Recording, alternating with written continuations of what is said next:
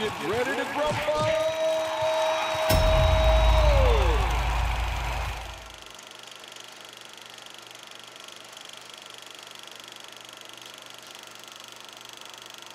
It is freaking expensive as hell to be poor in this country.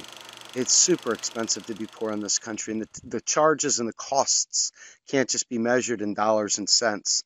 The emotional toll it takes on people to be in poverty or to be struggling paycheck to paycheck, even beyond that, is incalculable. People and their health are absolutely decimated. Being poor robs you of your sanity. Being in poverty robs you of the ability to be secure in your food, secure in your housing, secure in your transportation, secure in just getting by. If you have a major calamity, are you always one decision away from absolutely being destitute? So we have a ton of industry that's surrounded on propping up the poor, and by propping up the poor, it is absolutely raping the poor. One of the most important ones is the payday lenders that charge up to 125% for a loan. Sometimes it's the fact that people can't afford to get to a bank and have a banking account. They don't have an address that they can claim as their own, or maybe they have problems with the law, etc. So they end up paying even more money going to places like check cashing services and liquor stores that charge brutal rates just to get their money out. Or some employers, such as Walmart, will go ahead and provide people with a debit card that is only tied to a specific bank. And if that person doesn't happen to be close enough to a bank that has that, then that other bank will take out a fee just for them to get their money. So that's just some of the basics. Then you take into consideration that people have to try to get to a job, and that low-paying job requires all the same expenses that a high-paying job does. Parking, it has gas money, it has laundering, and since they can't afford basic clothes a lot of times, they buy cheaper clothes, which once they wash them at the laundromat, not in their own washer and dryer, those clothes then in turn fall apart and they have to replace those clothes. So the fines and fees for being poor also stack up. When you can't make your bills, you get late fees. When you can't make your car payment, you get repossessions. When you can't pay your electric bill, you've got to have it turned back on with a deposit. The list of things that make the poor struggle is so incredible. And the worst part is, this is where America fails miserably. The worst part is that we act as though the poor deserve it.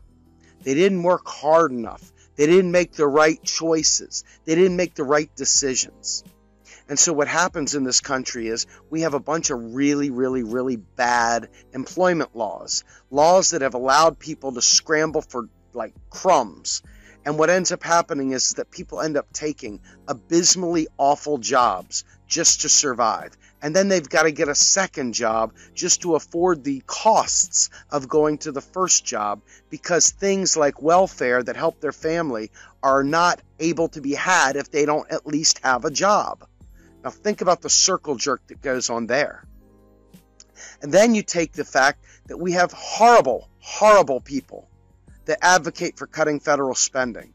I'm talking about the worst people on the planet advocating for cutting spending, saying that America is broke.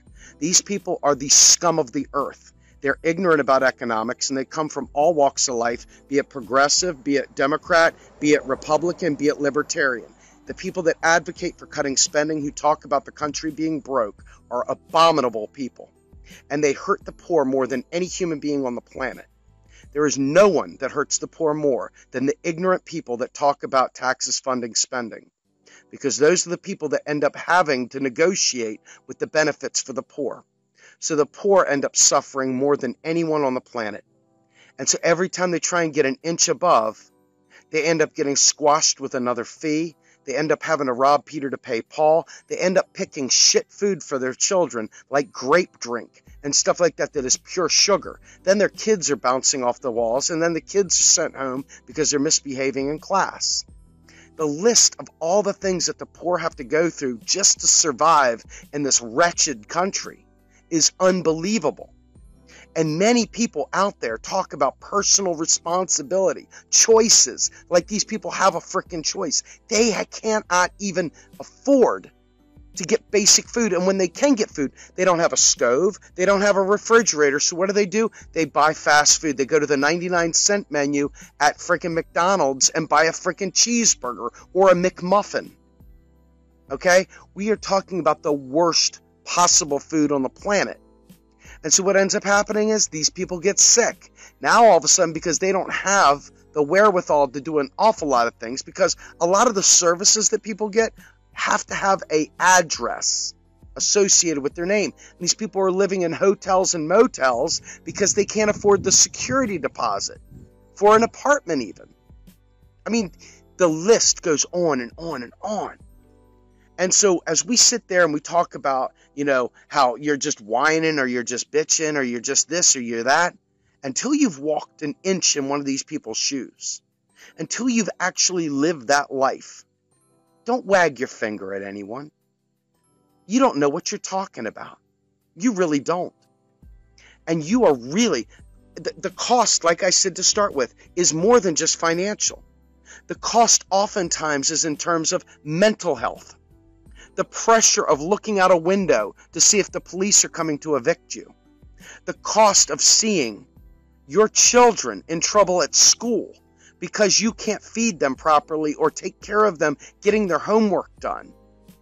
And then having the school involved in your life and suddenly looking over your shoulder to see why you're such a failure. It just keeps heaping coals on people's heads, and it just self-perpetuates and perpetuates and perpetuates this vicious cycle. And there are so many people that claim to be progressives that are willing to talk about hard work and are willing to talk about making better choices. And they sit there and talk about, well, I don't have any sympathy for that person because they did this. Well, they should keep their winky in their pants and stop making babies. Well, they should this, they should that, they should. They're shoulding all over the place. It's so easy to be a backseat driver when you're sitting there watching someone fail. But the reality is that our entire culture is structured around this wretched belief of Calvinism and hard work. And hard work pays off. And when I was a little boy, I did this, and I did that, and I did the other. And look at you, you lazy, worthless son of a bitch. This thing just keeps perpetuating and perpetuating and perpetuating. And there is a huge amount of empirical data out there about the suicide rate of the poor, about how people that are super poor really struggle with waking up in the morning and deciding whether today's a good day to die. And yet people still wag their fingers about sin and righteousness.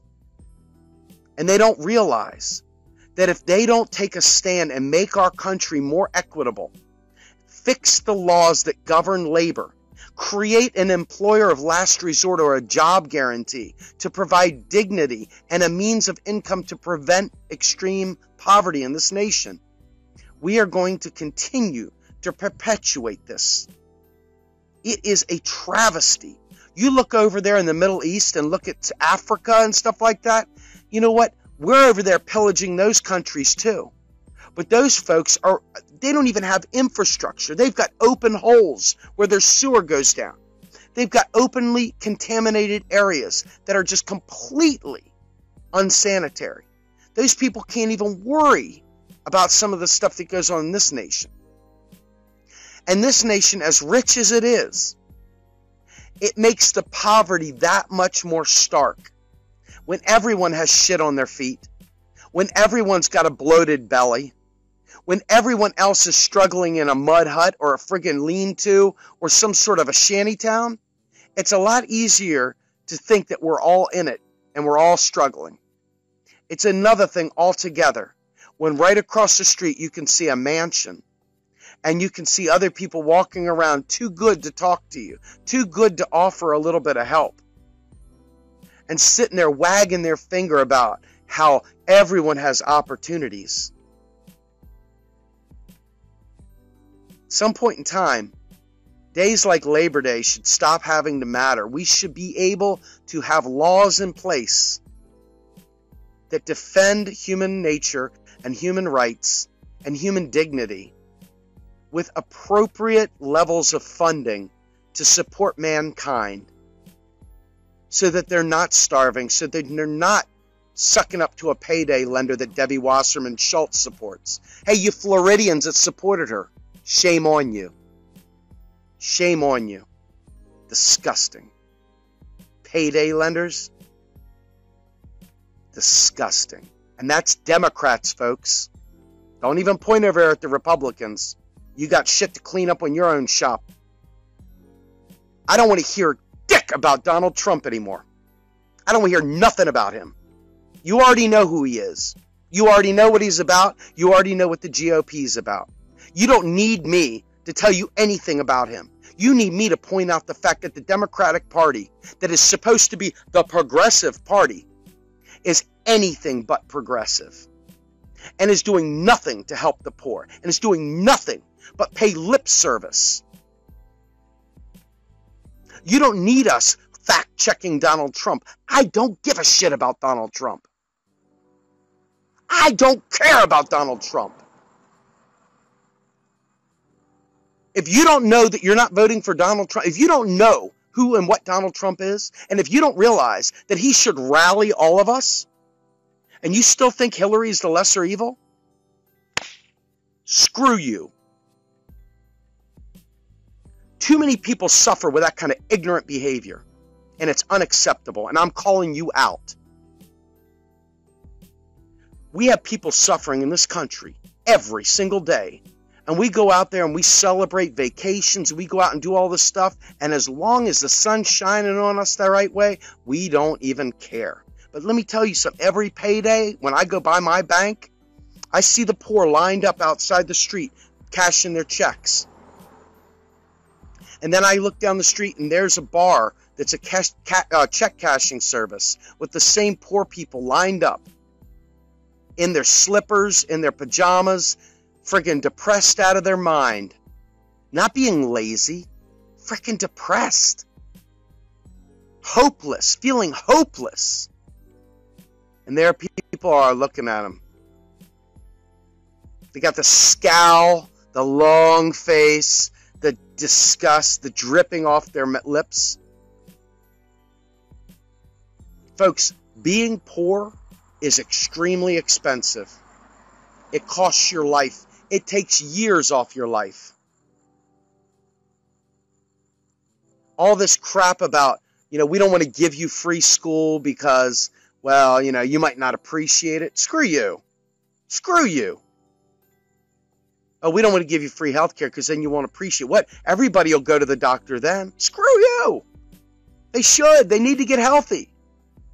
They need to not be worrying about their heart attack that they're afraid to go to the doctor for because they won't be able to afford the treatment afterwards.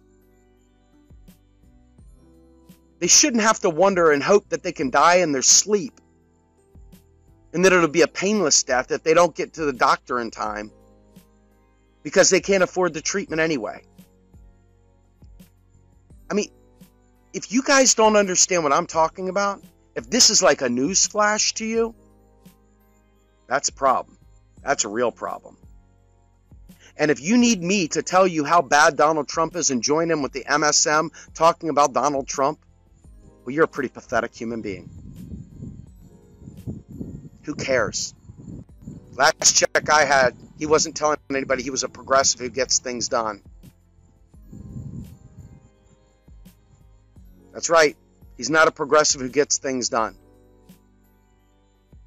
Hillary puts on her black face. She puts the black shoe polish on and does mammy to us.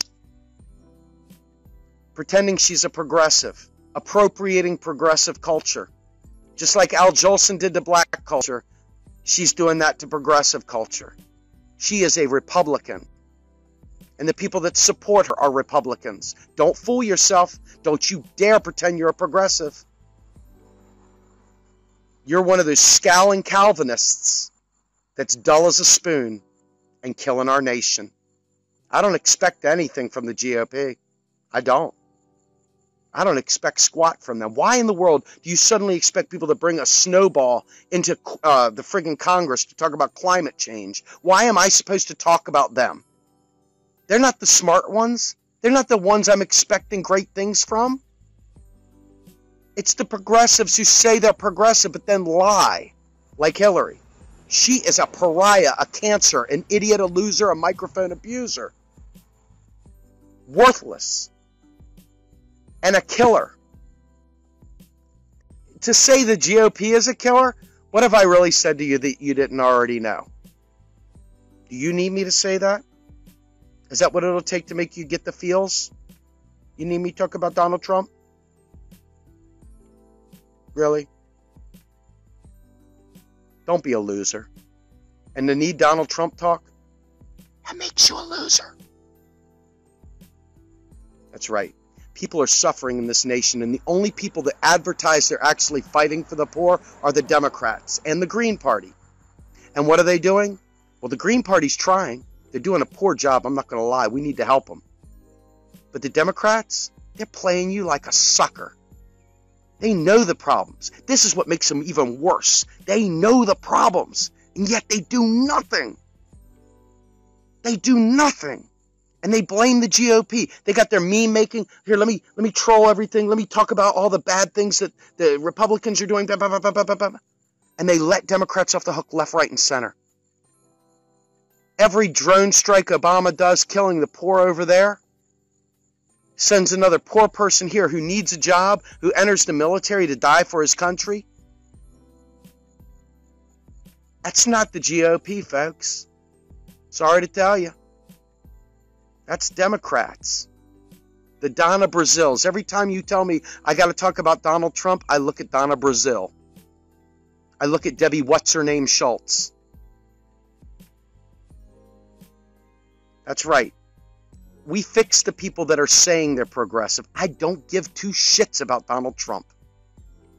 It's too damn expensive to be poor in this country. And the people that are selling the poor a bill of goods, I'm telling you right now, I would rather a bloviating, xenophobic bigot than somebody lie to the poor and say they're actually fighting for them, only to put them in jail with a well-thought-out crime bill.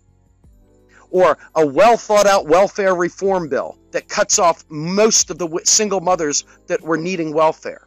That's right. I would rather a xenophobic bigot that tells me straight up he's a bigot than somebody lying and saying that they're a feminist and they support women and this, that, and the other. How pathetic and worthless to support Hillary Rodham Clinton. How utterly disgusting. How vile. How low rent. How against the poor can you get? The poor have no prayer unless we fight against a President Trump, which would require all of us to fight against a President Trump. But you have a President Clinton, and all of a sudden you'll get those wealthy women with the 2 wine glasses up going, "Woo, Madam President!" And then you'll have all the other folks, all the guys with the little styrofoam pork pie hats, "Woo, Madam President!" All those poor people are still suffering. But they got their gal. She broke the elitist glass ceiling. She's not intersectional. She's not helping anybody in poverty. She's not helping single moms. She's not helping those struggling. She's not helping the kids that are getting expelled from school because they have poor nutrition. She's not helping any of that. She's a conservative who gets things done, sponsored by Paul Wolfowitz, who's begging her to send the war machine in action so that he can get some more of those poor people some good paying jobs on the front lines of the military. Poverty is an extremely expensive way of life, and it's a completely and utterly inexcusable thing in a monetarily sovereign nation that could afford to fix all this in one stroke of a pen, but instead chooses to perpetuate the myth that taxes fund spending. You people that say that are murderers by proxy. You're killers, and you should be ashamed of yourselves. It's time to fight for the poor, folks, for real. It's time to really, really stand up and fight for poverty, fight against poverty in this nation. And if you don't do that, don't ask me to talk about Donald Trump. I'm going to talk about you instead.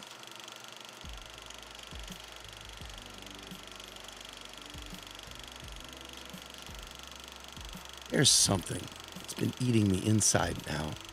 I've not been able to articulate this until now. I'm going to try because I think it's very important. At least it is to me. The sickness of our neoliberal world impacts both the middle class and the poor. When you see generational poverty, it's easy to see it outright. It's extreme. It's often hopeless to the individual. It's bleak. And the political space uses poverty as a political tool, one for explaining bad choices and one that exploits it as immoral. But it's a veneer. It's used as a political football. Two angles. You're a bad person and undeserving, or, oh my goodness, this is so tragic. We must save you with a pittance. Charity, alas, handouts, no structural change, no real change. But then we have the middle class angle.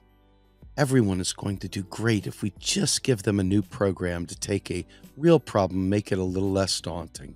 A pittance, no structural changes, but we discipline labor with taxes and precarity and enticements to become rich through austerity.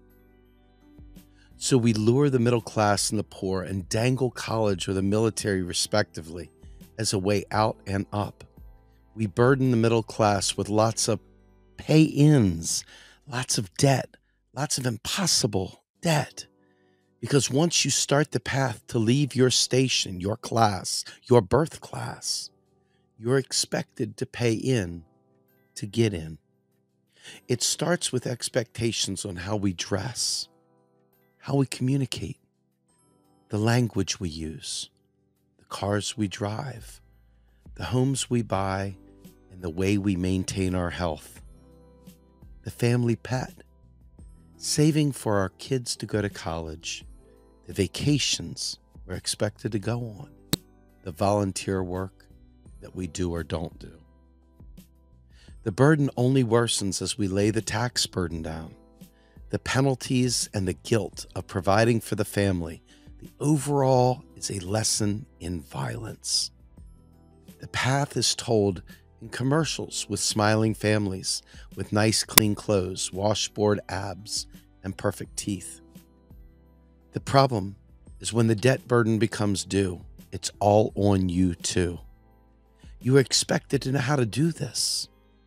You were expected to know how to manage money. Lessons many, if not most, are never taught. I'm not talking macroeconomics. I'm talking about the personal checkbook. You're expected to be savvy, a savvy investor with a portfolio. Never mind divorces from the stress and strain of this ladder climbing. If the stock market crashes, if your investments collapse, it's on you. And it's, of course, rich people problems. If they lie, they have family wealth to save them. They have the network to lift them, or at least the appearance of it.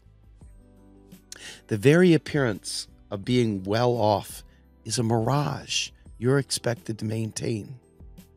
It gets worse because as you move up the social ladder, bearing all the set and pain you had to bear to get there, you are now expected to be polite, unflappable, to demonstrate no matter how much suicidal stress you are under, to maintain this illusion that you are above all polite.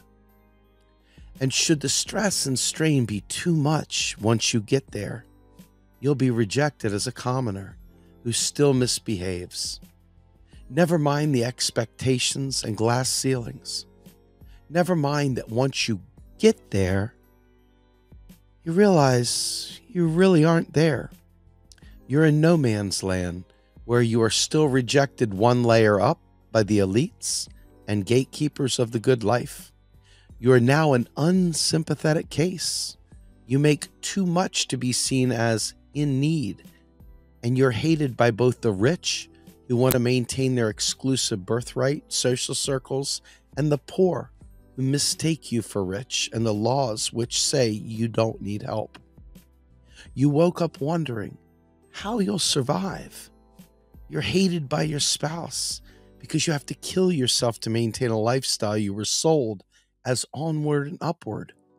Your spouse wonders why the neighbors can do this and that, but alas, not your family. So you're expected to do whatever you can to keep a roof on, to smile, to be capable of maintaining this ruse with a smile and, of course, politeness. When the pressure becomes too great, the rafters start looking like a good place to toss a rope. But yes, politeness is ruled as the currency of the decent, the good, the right people. Yet when you're on top, it's easy to get a distorted picture of pain and suffering. Elitism is the currency the ladder climbers can never achieve. And when they do, success, right? Politeness is the currency of those doing well and what they trade in.